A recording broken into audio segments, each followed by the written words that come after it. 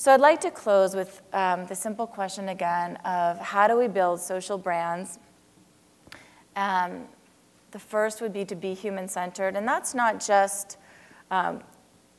empower your employees, although many brands, including Zappos and others, have really done this well. JetBlue is another example of empowering customers. But it's even when the company speaks authentically. We saw earlier a great ad from Huggies, and everything about that branded campaign felt authentic and felt human-centered. Everything from the typography to the way the idea was generated to the way the idea was evolved.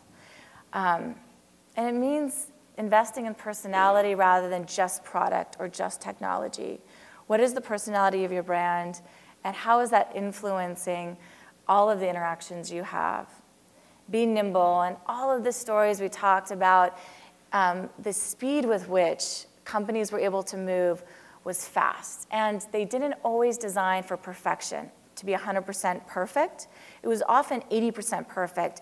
And the idea there is that people increasingly don't want to look at Mona Lisa in a museum. They want to look at something that they can potentially shape and form. And so you're seeing the IKEAs and these other brands where you can add to it, and Chase Community Giving and Pepsi Refish, where you see a part of yourself in the brand in very real ways starting to take off.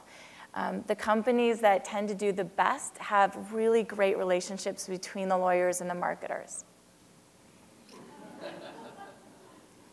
Cultivate optimism. When you have your context where your marketers and your lawyers get along well, along with your IT guys, you often cultivate a context or a culture of optimism.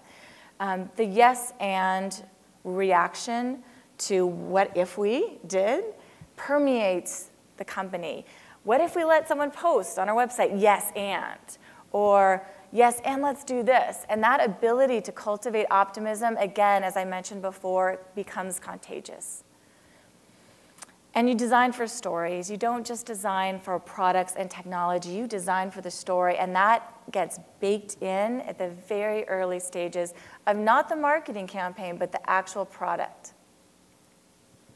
And you're guided by meaningfulness, this idea that the meaning of happiness shifts over the life course, but eventually at any point, all of us end up feeling truly connected to the world more largely, the brands we interact with, the people that are in our ecosystem, and that's what actually drives happiness versus some of the things we often think drive happiness needs to be considered as you develop your marketing program.